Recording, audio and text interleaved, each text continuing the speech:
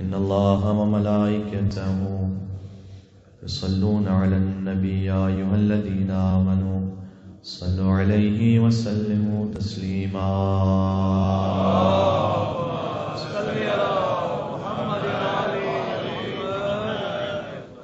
أعوذ بالله من الشيطان الرجيم. بسم الله الرحمن الرحيم. نحمدك اللهم يا من نور قلوبنا بأنوار المحبة العلوية وأكمل لنا ديننا بالولاية المرتضوية وأتم نعمته علينا بالهداية الحيدرية، ونصلي ونسلم على الخاتم لما سبق والفاتح لمن غلق والمعلن الحق بالحق حبيبك وحبيبنا أبي القاسم المصطفى محمد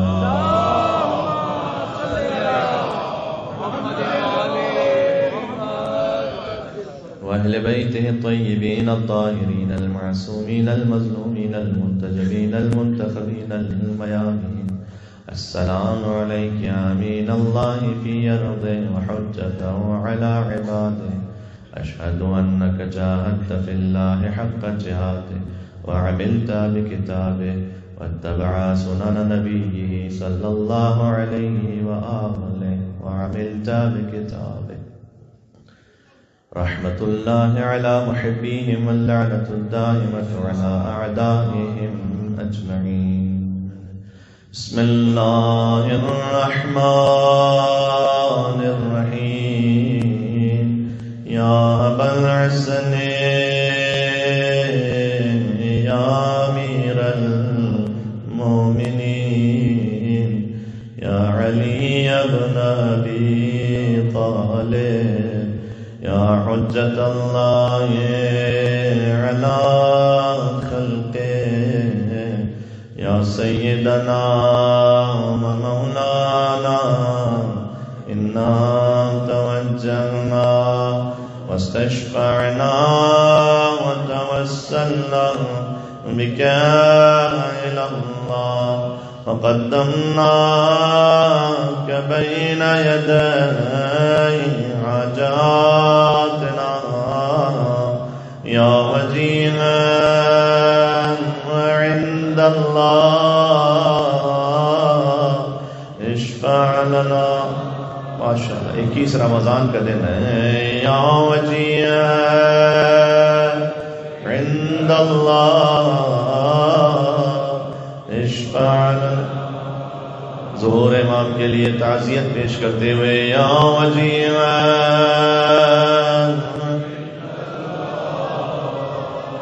اشفع لنا عند اللہ. علیہ السلامات.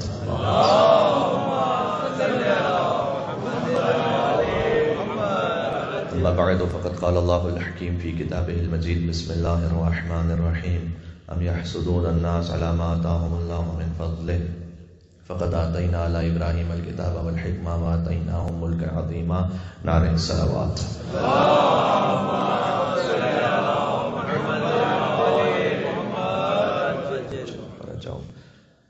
شہادت مولا کائنات کی مجالس کے سلسلے میں آخری نشست ہے. ذرا دیکھ لیجیے گا یہاں سے کوئی آواز آ رہی ہے سامنے سے مجھے موبائل سے. بلا لیں.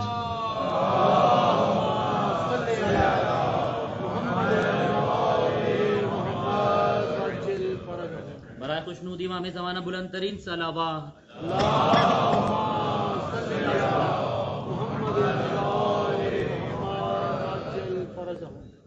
نام حیدر کرار ایک اور صلوات دیجیے.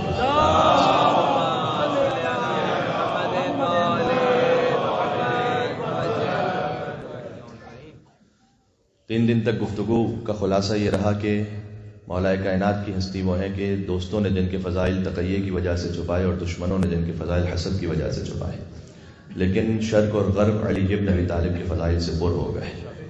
مولا علی علیہ السلام سے کیوں حسد رہا اس پر 3 دن تک آپ کی خدمت میں گفتگو ہوتی رہی، اور آج چونکہ بات کو سمیٹ لینا ہے، وقت بھی محدود ہے، تابوت بھی ہے، لہٰذا اس بات کو عرض کرنا چاہوں گا کہ دعوت ذوالعشیرہ سے در حقیقت جو قریب کے افراد تھے انہوں نے اندازہ لگا دیا تھا کہ بعد از وفات رسول یہی جانشین رسول ہیں. تو بہرحال ان کے دل میں ایک کلک رہ گیا کہ وعدہ نصرت علی ابن ابی طالب کے حصے میں آیا اور حضور کی جانب سے جواباً وعدہ وزارت نبوت علی ابن ابی طالب کے حصے میں آیا. شیب ابی طالب میں خاندان ابو طالب کی وجہ سے حضور کے آب و دانے کی سپلائی لائن باقی رہی اور ان کی زندگی اور حیات کا سلسلہ چلتا رہا. ظاہری طور پر یہی اسباب تھے. شب ہجرت بھی جو فضل تھا اور شرف تھا وہ علی ابن ابی طالب کو مل گیا اور علی کے بستر رسالت پر سونے کی وجہ سے حضور نرگہ عادہ میں سے اطمینان سے ہجرت کر پائے. یہ وہ ہجرت تھی کہ جس پر اللہ سبحانہ و تعالیٰ نے علی کے سونے پر ملائکہ مقربین کے درمیان فخر کیا. جب مولا کائنات لیلۃ المبیت اسے کہتے ہیں عربی میں شب ہجرت کو، لیلۃ المبیت مولا کائنات بستر رسالت پر تھے تو اللہ سبحانہ و تعالیٰ نے جبرائیل اور میکائیل سے یہ کہا تھا کہ میں نے تم دونوں میں سے ایک کی زندگی دوسرے سے زیادہ قرار دی ہے، تو تم میں سے کون ہے جو اپنی زندگی ایثار کرنا چاہتا ہے دوسرے پر؟ اور دونوں خاموش رہے.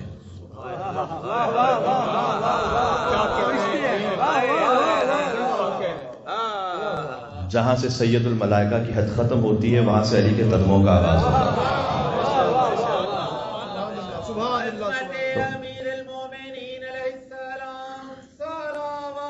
اللہم صل علی محمد.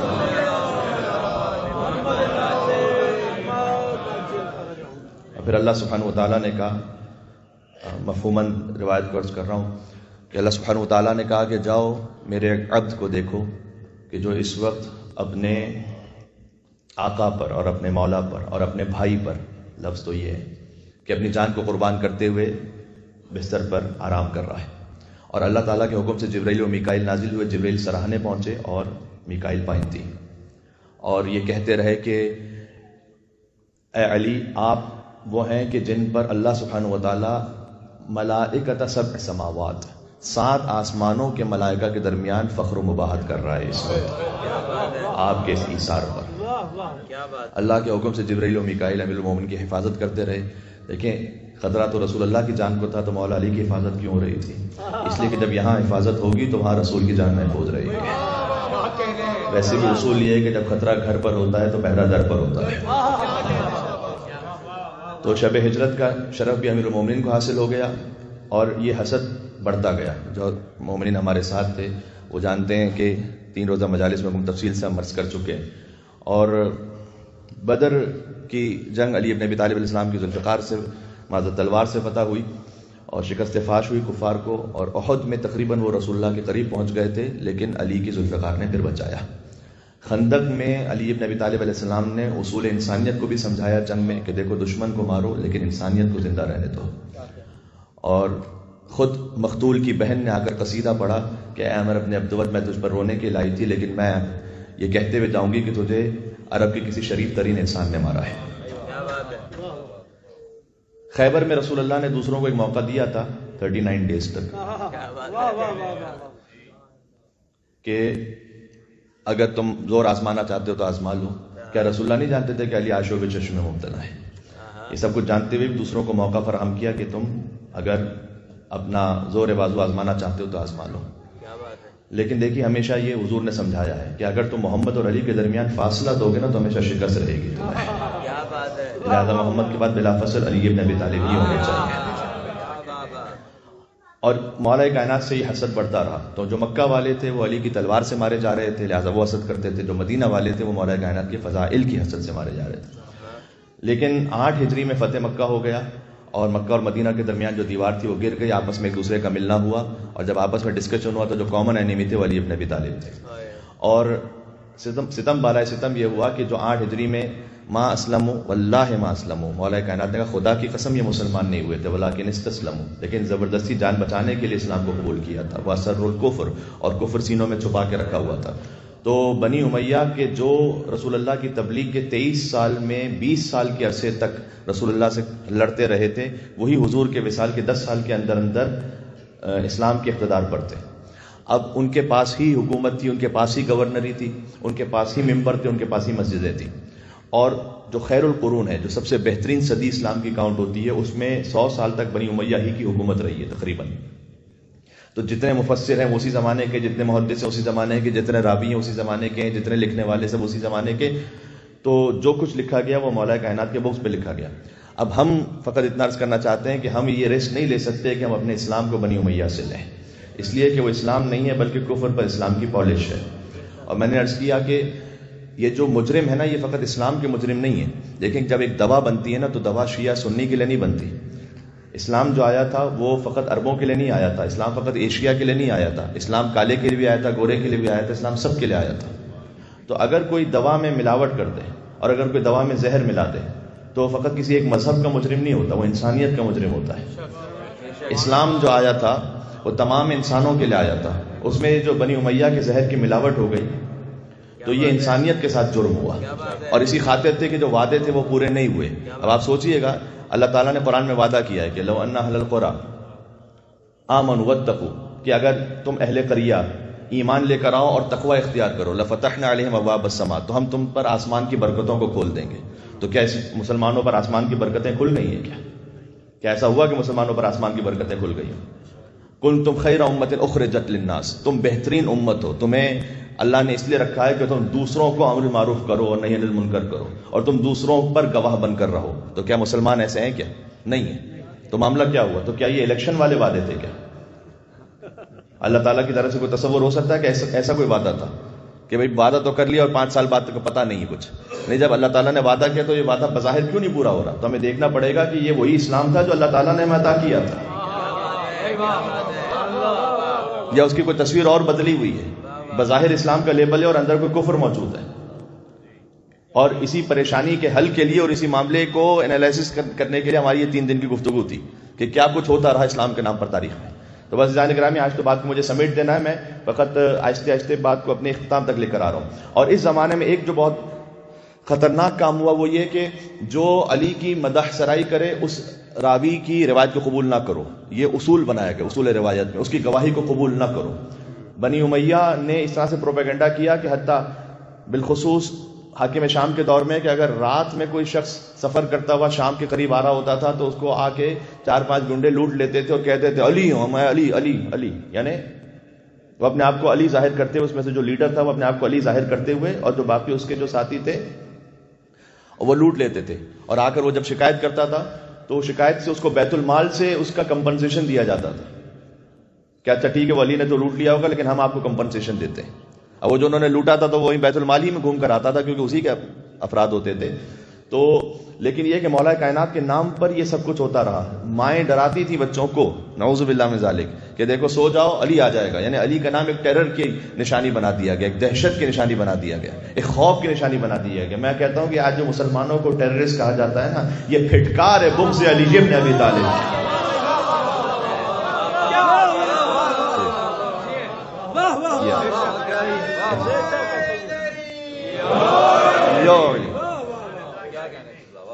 یہ سب کچھ تاریخ میں ہوتا رہا، لیکن اللہ سبحانہ و تعالیٰ کا بھی ایک منصوبہ تھا.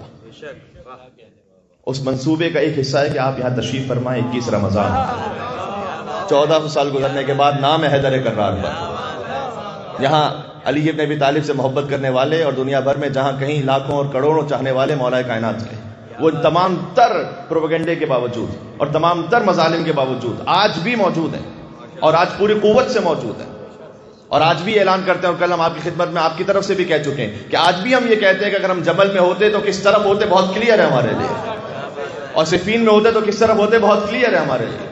ہمیں کوئی ڈاؤٹ نہیں ہے، ہمیں کوئی شبہ نہیں ہے کہ ہم کس طرف ہوتے وہاں پر، اس لیے کہ ہم جانتے ہیں کہ حق کہاں پر تھا. اور رسول اللہ نے کس کے لیے کہا تھا کہ پروردگار حق کو اس طرف موڑ دے جس طرف علی مڑ جائے.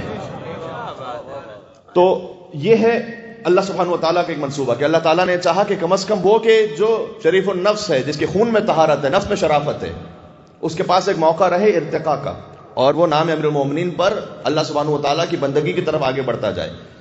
حضور نے ایک مرتبہ کئی خط کھینچے زمین پر، اور وہ آڑے ترچھے تھے، اور اس میں سے ایک سیدھا خط کھینچا. فرمایا کہ سارے خط باطل ہیں، صراط مستقیم فقط ایک ہے، اور یہ صراط مستقیم حیدر کرار ہے، علی بن ابی طالب. زیادہ نہیں ایک سے. تو یہ جو منصوبہ خدا تھا جس کو تکمیل پہنچایا اور عملی جامہ پہنچایا سرکار ختمی مرتبہ صلی اللہ علیہ وسلم نے اعلان غدیر سے، اور اس کے بعد وہ سلسلہ امامت کے ذریعے سے آگے بڑھتا رہا. میں نے کل عرض کیا تھا کہ اتحاد کی علامت سب سے بڑی علی بن ابی طالب ہے، اس لیے کہ چاہے خلافت کے سلسلے میں دیکھیں تو چوتھے علی ہیں، امامت کے سلسلے میں پہلے علی ہیں، طریقت کے سلسلے میں پیروں کے پیر علی ہیں. تو علی وہ جنکشن ہے کہ آپ خلافت سے آئیے، امامت سے آئیے، طریقت سے آئیے، آپ کو علی سے گزرنا ہے. اب جو ممبروں پر علی بن ابی طالب پر سب و شتم کروا رہے تھے تو نہ وہ طریقت والے ہیں، نہ وہ امامت والے ہیں، نہ وہ خلافت والے ہیں. تو اگر آپ اتحاد چاہتے ہیں تو میں مسلمانوں سے دستبستہ گزارش کروں گا کہ علی پر سب و شتم کرنے والے یہ جو نام نہاد باہر سے آنے والے گلیڈیٹرز اور گھس بیٹھی ہیں نا، ان کو تو پہلے نکالیے اپنی صفوں سے، تب جا کر اتحاد قائم ہوگا. یعنی جب تک آپ بنی امیہ کے زہر کو نہیں نکالیں گے اسلام سے، اس وقت تک اتحاد نہیں ہو سکتا. تو اللہ سبحانہ و تعالیٰ نے اہتمام کیا، اور میں اپنی گفتگو کا اختتام اپنے کلام پر نہیں مولا علی کے کلام پر کرنے لگا ہوں اب، کہ جو مولا علی نے نہج البلاغہ میں ارشاد فرمایا. حاکم شام کو خط لکھا، اور حاکم شام کے خط میں مولا کائنات نے لکھا کہ لیس امیہ کا ہاشم، دیکھو امیہ ہاشم کی طرح نہیں تھا، ولا کا حرب کا عبد المطلب، نہیں حرب عبد المطلب کی طرح تھا، ولا ابو سفیان کا بھی طالب.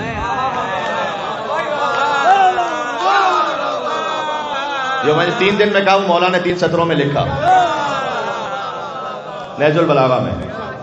نہیں ابو سفیان ابو طالب کی طرح تھا، نہیں آزاد کردہ،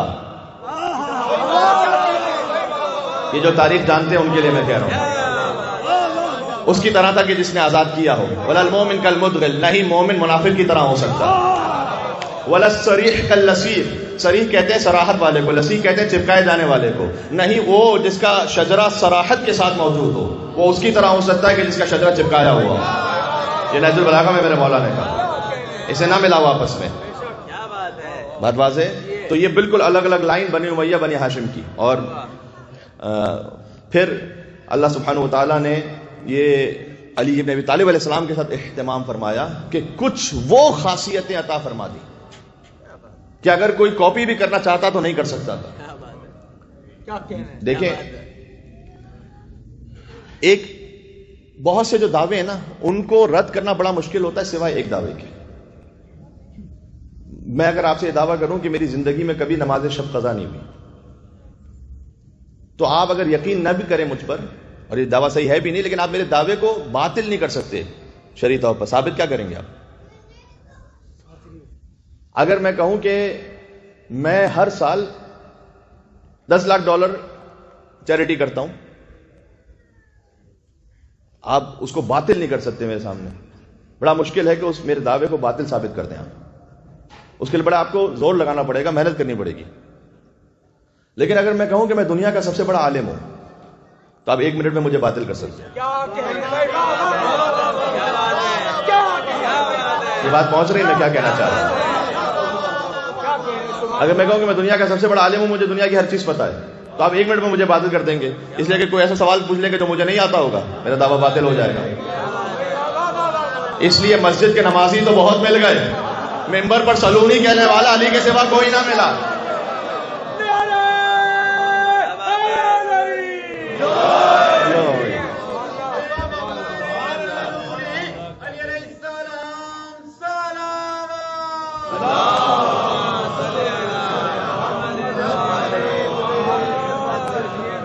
ہال فل ہو چکا ہے تقریباً. آپ سے گزارش ہے کہ تھوڑا سا آگے تشریف لے آئیے گا تاکہ جگہ مزید تھوڑی سی بن جائے گی. نعرہ سلام.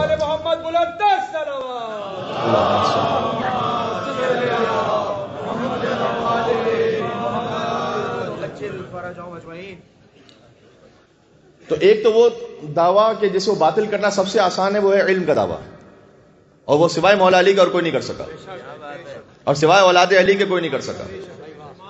سلونی کا دعویٰ مجھے بتلا دی کہیں اور سے کیا گیا ہو، اور جنہوں نے کیا انہوں نے منہ کی کھائی. میرے پاس وقت نہیں ہے کہ میں تفصیل میں جاؤں، لیکن بہرحال یہ تاریخ میں موجود ہے. تو یہ دعویٰ سوائے مولا کائنات کو کوئی کر نہیں سکا. بات واضح ہو رہی ہے؟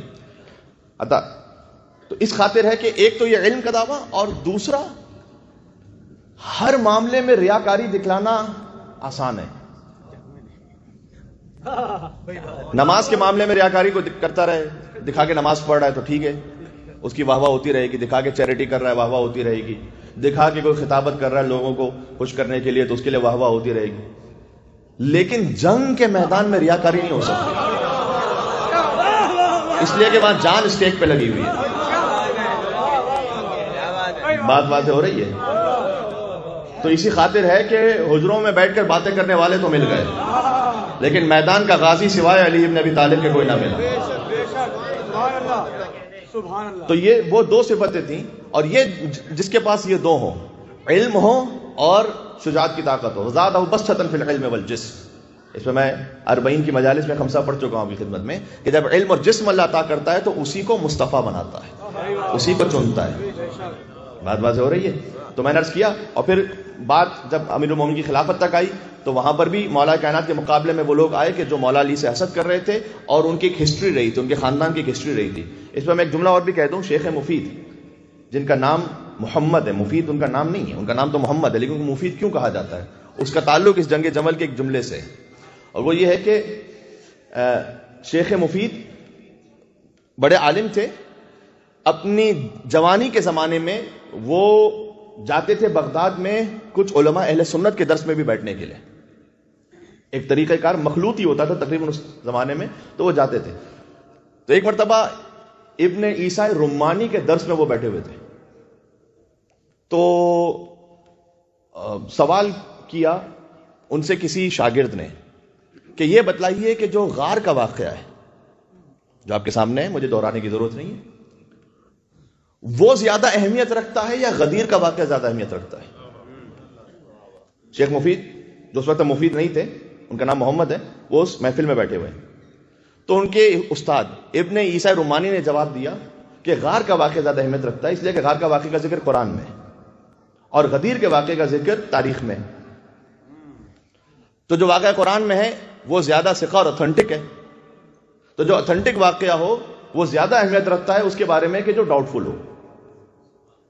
جب انہوں نے جواب دیا تو شیخ مفید نے کہا میرا ایک سوال ہے، اگر کوئی اپنے امام وقت کے خلاف خروج کرے تو وہ مسلمان ہے یا کافر ہے؟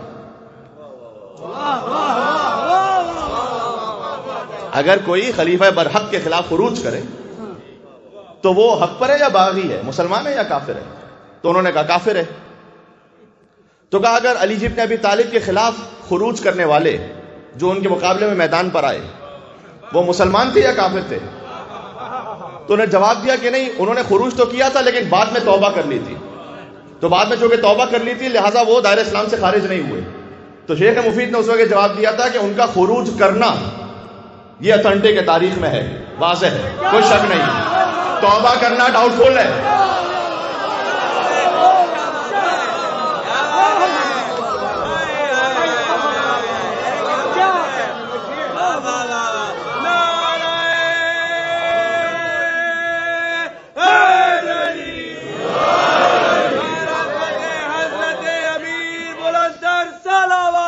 اللہم صلی علی محمد و علی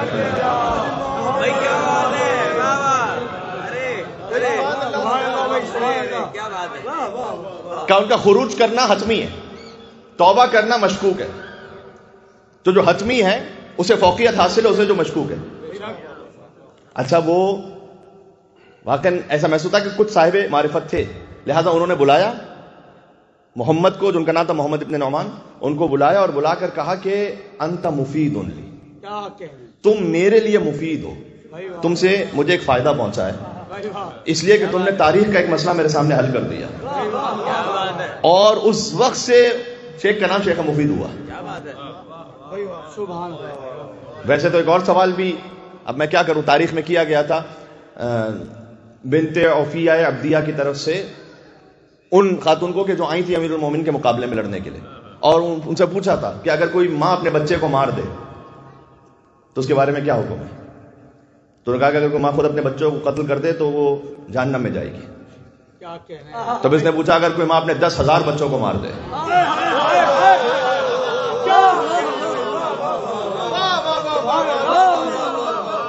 یہ سب تاریخ میں مکالمات ہیں۔ تو یہ بہرحال مولا کائنات کے مصائب تھے کہ جو مولا کائنات کو سہنا پڑے. اور کسی نے علی سے آ کے کہا بھی تھا کہ علی آپ کی خلافت کا کیا معاملہ ہے کہ آپ خلافت میں آئے تو پھر جمل ہے، سفین ہے، نہروان، ایک کے بعد ایک جنگیں، کوئی سکون کا ٹائم ہی نہیں ہے. وہ دیکھیے جو اس سے پہلے آپ کی خلافتوں کے زمانے تھے بڑے سکون سے زندگی گزاری تھی، آپ کے بعد جنگیں جنگیں جنگیں جنگیں. تو اس وقت مولا نے کہا تھا کہ ان کی رائے مجھ جیسے عوام تھے، میری رائے تم جیسے عوام ہو. اور بالآخر وہ وقت آ گیا کہ پھر علی بن ابی طالب کی عدالت لوگوں سے برداشت نہ ہوئی. دنیا کے جتنے بادشاہوں کو مارا گیا وہ ان کے ظلم کی وجہ سے انہیں مارا گیا. تاریخ میں فقط واحد علی ہیں جنہیں ان کے عدل کی وجہ سے شہید کیا گیا. اچھا، میں یہاں تک، آپ کی صدائیں تو بلند ہو گئی ہیں، میرے پاس 2-4 منٹ ہیں اور میں اس کے بعد جا رہا ہوں منزل مصائب پر. تو دیکھیے بات یہ ہے کہ ہم نے بہت واضح کر دیا کہ آپ جس کا ادب احترام رکھنا چاہیں وہ رکھیں، لیکن ہم سے تقاضا نہ کریں کہ ہم دین کو سوائے آل محمد کے کہیں اور سے لیں. یہ گفتگو کا خلاصہ ہو گیا. ہم دین لیں گے فقط آل محمد سے، اس لیے کہ دیکھیں بہت واضح سی بات ہے، ہم جو مسلمان ہیں نا وہ اپنے خرچے پہ مسلمان ہیں.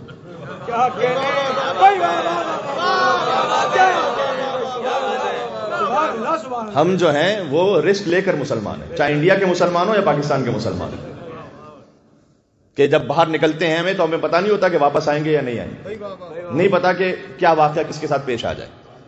حتیٰ یہ کہ بڑی سے بڑی بات سے لے کر چھوٹی سے چھوٹی بات تک، محلوں میں رینٹ پر گھر لینے میں دقت اور تکلیف ہوتی ہے اگر پتہ چلے کہ یہ علی کا ماننے والا ہے اور شاید انڈیا میں اس بات پہ تکلیف ہو کہ یہ مسلمان ہے. تو ہم قدم قدم پر مشکلات سے اپنی زندگی گزارتے ہوئے پھر بھی اسلام پر باقی ہیں اور محبت مولا کائنات پر باقی ہیں. تو اگر ہم اتنی ساری مشکلات کو سہتے ہوئے بھی اسلام پر باقی ہیں تو اس کی وجہ کیا ہے، کیا ضرورت ہے؟ آپ کسی سے پوچھنے کا مولانا صاحب بات یہ ہے کہ مرنے کے بعد کی بھی تو زندگی ہے نا بھائی، مرنے کے بعد بھی تو سوال جواب ہے، قبر ہے، برزخ ہے، منکر نکیر ہیں، آگے میزان ہے، صراط ہے، جنت ہے، جہنم ہے. تو ہم اللہ کی رضا چاہتے ہیں، جنت میں جانا چاہتے ہیں، تو جو کچھ ہے وہ آخرت کے لیے نا بھائی، دنیا میں تو کچھ ہے ہی نہیں. یعنی دنیا میں بھی اللہ سبحانہ و تعالیٰ برکتیں دیتا ہے، میں اس سے انکار نہیں کر رہا، لیکن بہرحال دنیا میں جو سارے مصائب ہم سہتے کیوں ہیں؟ وہ سہتے اس لیے کہ ہم آخرت کی خاطر، مرنے کے بعد کی زندگی کی خاطر. تو ہم یہ نہیں کر سکتے کہ ہم دنیا میں بھی رسک پہ رہیں اور آخرت بھی ہماری ڈاؤٹ فل ہو جائے بنی امیہ کو ماننے سے. یہ ڈبل رسک ہم نہیں لے سکتے. وہ فائدہ ہی کیا ہوا پھر؟ تو جنہوں نے رسک لیا انہیں مبارک ہو. جہاں بنی امیہ کے سردار جائیں اللہ تعالیٰ ان کو انہی کے ساتھ بھیج دے. ہم تو جنت کے جوانوں کے سرداروں کے ساتھ رہے. صحیح. اللہم صلی علی محمد وعلی محمد. تو یہ موضوع آج یہاں تک پہنچ گیا اور مولا کائنات کی عدالت برداشت نہ ہو سکی لوگوں سے، اس لیے امیر المومنین اسلام کے اندر ہی اندر جو ان کے ساتھ رہنے والے تھے بعض اور ان کی رعایا میں تھے، وہ عدل علی کو برداشت نہیں کر سکتے تھے. اور ساتھ میں پھر حاکم شام کی سازش تھی اور ایک شخص کو متعین کیا گیا. حتیٰ اس شخص نے تو یہ سوچا تھا کہ میں عمرو بن عاص کو بھی ماروں گا، حاکم شام کو بھی اور علی کو بھی، لیکن اس میں مظلوم فقط علی بن ابی طالب علیہ السلام تھے جن کی شہادت ہوئی. تو یہ تاریخ کا حصہ ہے. جب امیر المومنین کو ضربت لگی تو میں اب 2-3 جملے اور اہم ہیں اپنی اصلاح کے لیے اور آپ تک پہنچانے کے لیے عرض کرنا چاہتا ہوں کہ مولا کائنات نے جو وصیتیں کی، اُوصِیکُم بِتَقْوَى اللَّهِ وَنَظْمِ أَمْرِکُم، میں تمہیں تقوی الہی کی نصیحت کرتا ہوں اور اس بات کی نصیحت کرتا ہوں کہ اپنے امور کو منظم رکھو. یہ شاید وہ بات ہے کہ جو بہت زیادہ سیکھنے کی ضرورت ہے. اپنے امور کو منظم رکھو. چاہے مذہبی کوئی پروگرام کرتے ہو منظم طریقے سے کرو. پروگرام ختم ہونے کا جو شروع ہونے کا وقت ہوتا ہے تو ختم ہونے کا بھی وقت ہونا چاہیے. مثال کے طور پر ایک مثال دے رہا ہوں، اپنے امور کو منظم رکھو. حضور ایک جگہ سے گزر رہے تھے، قبر کو سیدھا کر رہے تھے، اندر قبر کی جو اندر کا حصہ ہے پتھر لگا رہے تھے، تو کسی شخص نے پتھر جو ہے وہ سیدھا نہیں لگا، ٹیڑھا لگایا. تو حضور نے اس کو آ کے سیدھا کیا. تو اس نے کہا یا رسول اللہ یہ قبر بند ہو جائے گی، کوئی نہیں دیکھے گا، قیامت تک اندر کوئی نہیں دیکھے گا، قبر بند ہو گئی، ختم ہو گئی. تو حضور نے کہا کہ معاملہ یہ نہیں کہ کوئی دیکھے گا یا نہیں دیکھے گا، معاملہ یہ ہے کہ جو کام کرو اسے منظم طرح سے کرو، ہم ٹھیک طرح سے کرو. جب ہم باہر اپنی پروفیشنل لائف میں ہوتے ہیں تو وہاں تو بڑے منظم کام کرتے ہیں کیونکہ سسٹم ایسا بنا ہوا ہے، لیکن جہاں جیسے ہی اپنے یہاں مذہبی زندگی میں آتے ہیں تو سوئچ کچھ آف ہو جاتا ہے، دوسرا کوئی سوئچ آن ہو جاتا ہے. تو بہرحال یہ میں اپنے آپ کے لیے بھی کہہ رہا ہوں اور سب کے لیے. تو مولا نے کہا اُوصِیکُم بِتَقْوَى اللَّهِ وَنَظْمِ أَمْرِکُم، تقوی الہی خیر کرو، اپنے امور کو منظم کرو، مینج کرو. اللہ اللہ فی القرآن، میں اللہ اللہ تمہیں قرآن کے بارے میں نصیحت کرتا ہوں. سبحان اللہ. پھر فرمایا کہ ایسا نہ ہو کہ تم سے غیر قرآن پر عمل کرنے میں تم سے زیادہ سبقت اختیار کر جائے. اللہ اللہ فی الایتام، میں تمہیں یتیموں کے بارے میں وصیت کرتا ہوں. ایسا نہ ہو، یہ امیر المومنین کا کلام ہے، اس کا مفہوم یہ کہ تم کھانا کھاتے رہو اور تمہاری صورتیں دیکھتے رہیں. اللہ اللہ فی المساکین، میں تمہیں مساکین کے بارے میں وصیت کرتا ہوں. شارکہم فی الاموال، اپنے اموال میں مساکین کو شریک رکھو، یعنی ان کا حصہ قرار دو. اللہ اللہ فی بیت اللہ، اللہ کے گھر کے بارے میں تمہیں میں نصیحت کرتا ہوں. اللہ اللہ فی الجہاد، میں جہاد کے بارے میں نصیحت کرتا ہوں. بانفسکم اموالکم والسنتکم، کہ اپنے مال سے، اپنے نفس سے اور اپنی زبان سے جہاد کرتے رہنا. یہ مولا کائنات وصیت کرتے گئے. کیا بشر ہے علی؟ ہے تو بشر، لیکن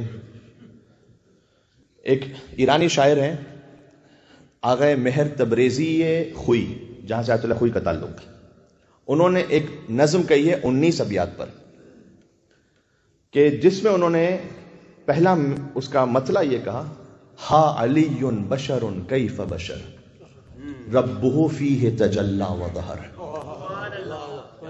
ہاں علی بشر ہے، لیکن کیسا بشر؟ ربہ فیہ تجلی، کہ رب کی صفات کی تجلی ہو رہی ہے یہاں پر، و ظہر، وہ صفات وہاں ظاہر ہو رہی ہیں. شاعر انہوں نے نظم لکھ دی. تو یہ قصیدہ غدیریہ میں اس کتاب میں بات موجود ہے کہ رسول اللہ کو خواب میں دیکھا انہوں نے، اور مولا علی بھی تھے ساتھ میں، اور رسول اللہ نے ان سے یہ کہا، شاعر تبریزی سے، کہ وہ شعر پڑھنا شروع کرو جو تم نے کہا تھا. کیا بات ہے. اور نے رسول اللہ کو سنانا شروع کیا، ہا علی بشر کیف بشر. ہاں کہتے ہیں عربی زبان میں یہ علامت ہے تعجب کی، اوہ یہ ہے ہا علی بشر کیف بشر ربہ فیہ تجلی و ظہر. تو جیسے ہی انہوں نے یہ شعر پڑھا رسول اللہ کے سامنے، رسول اللہ نے روکا کہ رک جاؤ، اور پھر علی کو دیکھ کر کہا کیف بشر و کیف بشر و کیف.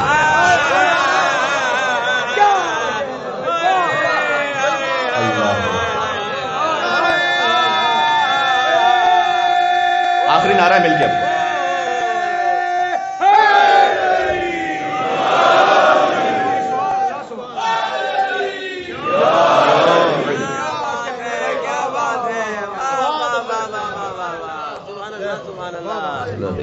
رسول اللہ کائنات کے سردار کے دیکھ کے کہتے ہیں ہاں بشر کیف بشر کیف بشر کیف بشر.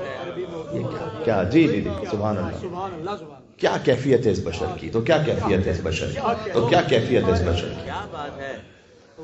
اس علی کی مجلس میں آپ موجود ہیں. وصیتیں کچھ میں نے آپ کو سنا دی. مسکینوں کو اپنے مال میں شریک رکھنا، یتیم ایسا نہ ہو تم کھاتے رہو تمہاری صورت دیکھتے رہیں، قرآن پر عمل کرنے میں تم سے بڑھ کے کوئی آگے نہ بڑھ جائے، اپنے مال، نفس اور اپنی زبان سے جہاد کرتے رہنا. اور علی بن ابی طالب کائنات کے وہ مظلوم ہیں، اول مظلوم عالم، سب سے بڑے مظلوم. میں نے کل اعمال میں اس کو ذکر کیا، اس لیے شاید اول مظلوم کہا جاتا ہے مولا علی علیہ السلام کو، کہ فقط مولا علی ہیں کہ جن کی حرمت کو پامال کیا گیا ان کے سامنے. حد کے حرمت علی بن ابی طالب، کہیں پر کسی امام کے گھر پر اس طرح سے حملہ نہیں ہوا، اور کسی کے گھر کو ایسے جلایا نہیں گیا جیسے علی بن ابی طالب کے گھر کو جلایا گیا. تو عزیزوں وہ داغ تھا علی بن ابی طالب کے دل پر، وہ غم تھا. اور جب زہرا کو دفن کر رہے تھے تو کہتے تھے نسی علی ظفراتها محبوسہ، میں تو چاہتا ہوں کہ بس علی کی سانس نکل جائے، آہ کے ساتھ علی کی سانس نکل جائے. 19 رمضان آئی، علی کا فرق شکافتہ ہو گیا. جب علی کا فرق شکافتہ ہوا تو خون بہت بہہ رہا تھا، تو محراب کی مٹی اٹھائی علی نے اور اپنے زخم پر بھر دی، اور سورہ طٰہٰ کی آیت نمبر 55 پڑھی، منہا خلقناکم وفیہا نعیدکم ومنہا نخرجکم تارۃ اخری. اسی مٹی سے خلق کیے گئے ہیں، اسی میں پلٹائے جائیں گے، اسی سے دوبارہ اٹھائے جائیں گے. علی بن ابی طالب غنودگی کے عالم میں گئے، حسن مجتبیٰ کو آگے کر کے حسن کی امامت میں نماز کو مکمل کیا، اور پھر گلیم، ایک موٹی چادر کو منگوایا گیا. تاریخ معصومین میں اگر آپ دیکھیں تو ایک اور معصوم ہے، اور شہیدوں کی تاریخ میں دیکھیں تو ایک اور شہید ہے کہ جس کا لاشا گلیم میں گیا. ایک اسیر بغداد مولا موسیٰ بن جعفر ہے کہ گلیم میں جن کے لاشے کو بغداد کے پل پر رکھا نہیں گیا تھا، پھینک دیا گیا تھا. یہ جو علی کی اولاد ہے، کہیں قید میں رہی، کہیں بچیاں تماچے کھاتی رہیں، کہیں ہاتھوں میں ہتھکڑیاں رہیں، پیروں میں بیڑیاں رہیں، کہیں زندان رہے، کہیں بغداد کے پل پر لاشا رہا، کوئی اٹھانے والا ہی نہیں تھا. یہ سب علی کی اولادوں کے ساتھ ہوتا رہا. تو معصومین میں ایک لاشا ہے موسی قاسم علیہ السلام کا جو گلیم میں گیا، اور شہیدوں میں ایک لاشا حسن کے یتیم قاسم کا ہے کہ جب حسین اس لاشے کو گلیم میں رکھ کر آئے تو در خیمہ پر بی بی زینب نے پوچھا تھا بھیا آپ کے ہاتھ تو خالی ہیں، لاش کہاں ہے؟ حسین نے کہا بہن یہ جو گٹری دیکھ رہی ہے اس میں قاسم کی لاش کے ٹکڑے ہیں. تو امیر المومنین گلیم میں گئے، لیکن جیسے ہی گھر کے قریب پہنچے تو حجر سے کہا کہ تمام اصحاب سے کہو کہ چلے جائیں، اس لیے کہ جب میری بیٹیاں مجھے دیکھیں گی تو گریے کی آواز بلند ہوگی. علی پسند نہیں کرتا کہ علی کی دختر کی آواز نامحرم کے کان میں آ جائے. اور جب بہت قریب پہنچ گئے تو کہا کہ دیکھو مجھے اتار دو، اب زمین پر اتار دو، اس لیے کہ جب میں چلا تھا تو پیدل چل کر آیا تھا گھر سے. جب سبحان اللہ جب میری دختروں کی نگاہ مجھ پر پڑے گی کہ میں گلیم میں آ رہا ہوں تو وہ گھر سے باہر نکل آئیں گے، فریاد کرتے ہوئے گھر سے باہر نکل آئیں گی. یہ شام غریبہ کا منظر ہے عزیزوں، کہ ایک 4 سال کی بچی خیمے سے باہر چلی باپ کے لاشے کو دیکھنے کے لیے. علی ابن ابی طالب جو تمام اصحاب کو تسلی اور دلاسا دے رہے. 21 رمضان آگے گزر رہی ہے، ختم ہے، آج تابوت ہے، پھر سے ایک مرتبہ تابوت ہے. علی کی زیارت کر لو، اللہ جانے پھر کون زندہ رہے گا.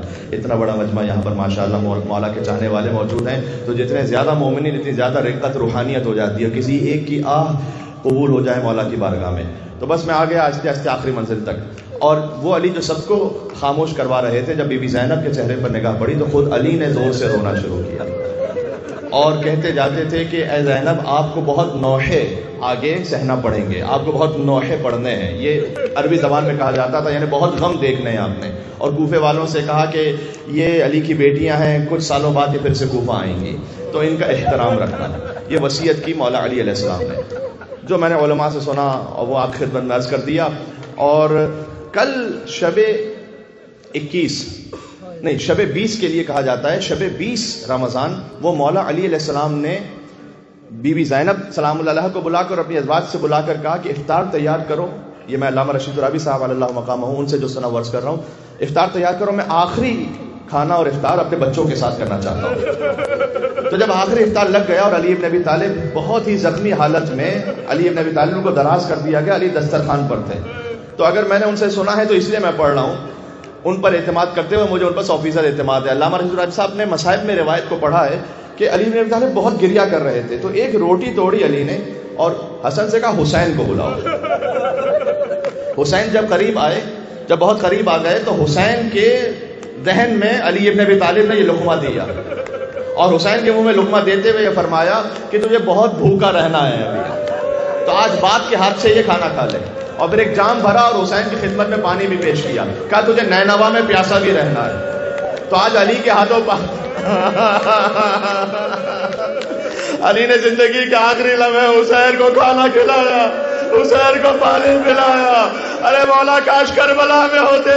آپ کا حسین 6 مہینے کے اصغر کو لے کر کہہ رہا تھا تمہاری نگاہ میں حسین قصوروار ہے، تو ان 6 مہینے کے بچے کا کیا قصور ہے؟ امیر المومنین کی سانسیں جو ہیں وہ آہستہ آہستہ تھم رہی تھی کہ سارے بچوں کو جمع کیا اور کہا دیکھو نانا رسول اللہ آ گئے تمہارے، اور تمہاری نانی خدیجہ الکبریٰ آ گئی، تمہاری ماں فاطمہ زہرا آ گئی. فرمایا انا للہ و انا الیہ راجعون. یہ کہہ کر علی کی آنکھیں بند ہو گئیں. بی بی زینب گر پڑی علی ابن ابی طالب کے لاشے پر. بار بار کہنے کی ضرورت نہیں ہے، فقط وہ کربلا کی یتیمہ کا مقدر تھا کہ باپ کے لاشے پر آئے تو کوئی کھینچ کر سکینہ کو اتار دے. یا اللہ، تماچے مارے جائیں. وہاں گریہ ہوتا رہا علی کے لاشے پر اور غسل و کفن دیا خود حسن اور حسین جیسے معصومین نے. غازی وہاں موجود تھے، محمد حنفیہ وہاں موجود تھے، اور پھر علی ابن ابی طالب کا تابوت. ابھی جو تابوت کی زیارت کرو گے نا، امیر المومنین کا تابوت ہے، یہ امام المتقین کا تابوت ہے. یہ اس کا تابوت ہے کہ جو کسی جنگ میں فرار نہیں، جو ہر جنگ میں میدان جنگ میں ڈٹا رہا تھا، اس کا تابوت ہے. جس کے سامنے کوئی پہلوان ٹوٹ نہیں سکتا تھا، اس کا تابوت ہے. تو علی ابن ابی طالب علیہ السلام، ان کا تابوت چلا. کوفہ کے ہر درخت نے جھک کر سلام کیا، السلام علیکم امیر المومنین. جو گھر تھے ان گھروں کی دیواروں نے جھک جھک کر علی بن ابی طالب کو سلام کیا. علی کے جنازے میں اہل بیت کے علاوہ چند اصحاب تھے، کہتے 6 یا 7 اصحاب تھے. حجر بن عدی تھے، اسبق بن نباتہ تھے، تو یہ قریبی اصحاب تھے علی بن ابی طالب کے جنازے میں. جب جنازہ دفنا کر ایک روایت یہ ملتی ہے کہ امام حسن علیہ السلام بہت روتے تھے باپ کی قبر سے لپٹ لپٹ کر، اور کہتے تھے کہ بابا یقین نہیں آتا کہ اب آپ کے بعد زندگی گزرے گی. تو بابا آپ مجھے لے لیجیے اپنی قبر میں، بابا مجھے اپنی قبر میں لے لیجیے۔ امام حسن علیہ السلام مولا علی کی لحد پر فریاد کرتے کرتے، یہ وہی جملے ہیں کہ جب حسین مدینہ سے رخصت ہو رہے تھے تو نانا کی لحد پر کہتے تھے، نانا مجھے اپنی قبر میں لے لو، نانا آپ کے بغیر رہا نہیں جاتا۔ بس حسن بابا کی قبر پر فریاد کر کے ماتم کرتے تھے۔ اشفق بن نباتہ نے اٹھایا، حجر ابن عدی نے اٹھایا، میں کہوں گا سلام لا یومک یومک یا ابا عبداللہ، سجاد جب حسین کے لاشے کو دفنانے کو۔ دو جملے سن لینا۔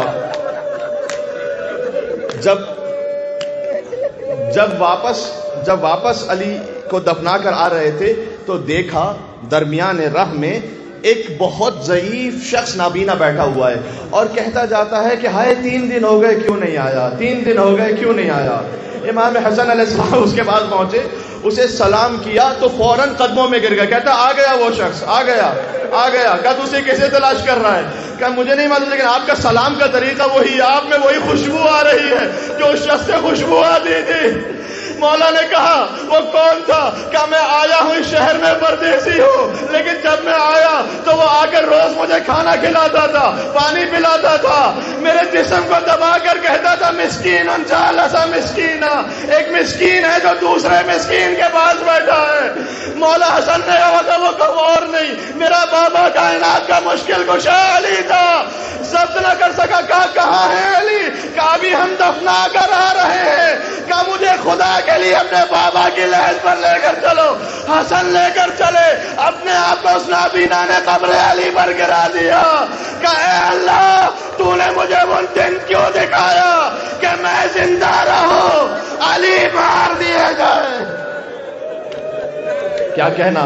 رک جانا کیا کہنا؟ ابھی 15 منٹ ہے اذان میں، انشاءاللہ آپ کو وقت ملے گا تابوت کے لیے۔ عزیزوں اب جانتے ہو علی کی، ہاں یہی حق گریہ کا، علی کی اپنی بیٹیوں سے پھر کب ملاقات ہوئی ہے جانتے ہو؟ پھر ملاقات شام غریبہ ہوئی ہے۔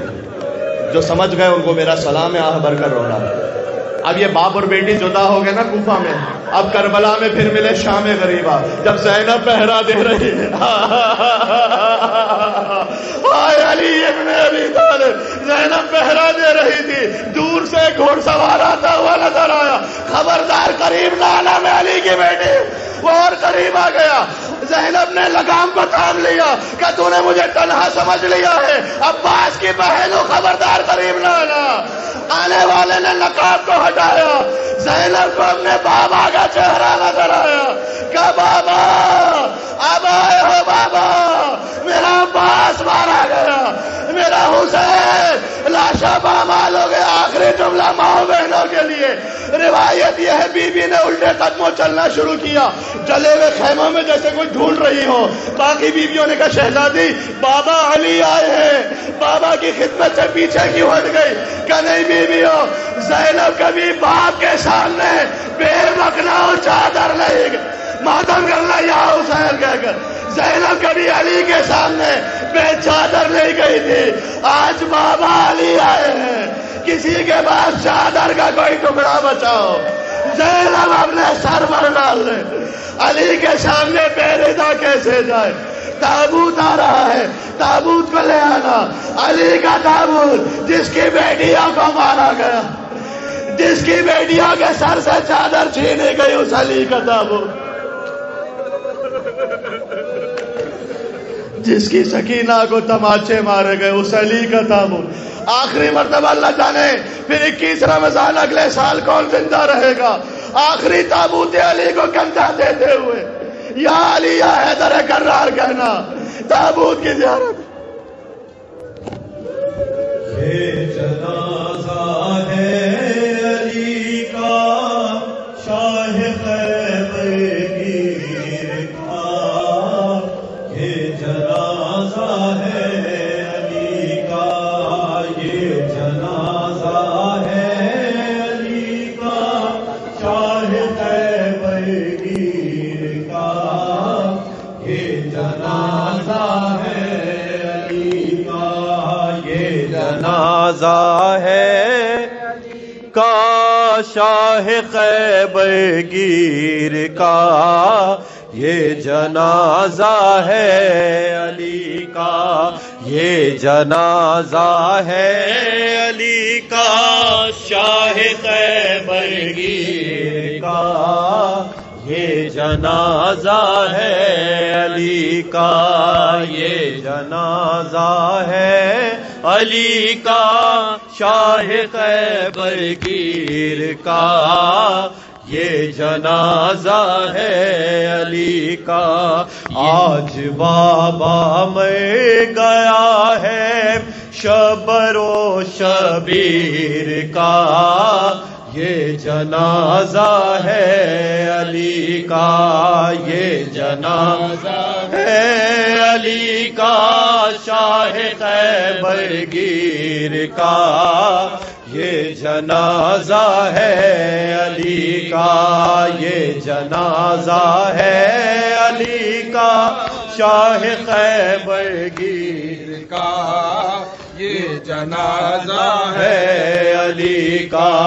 آج بابا مر گیا ہے شبر و شبیر کا، یہ جنازہ ہے علی کا، یہ جنازہ ہے علی کا، شاہ خیبر گیر کا، یہ جنازہ ہے علی کا۔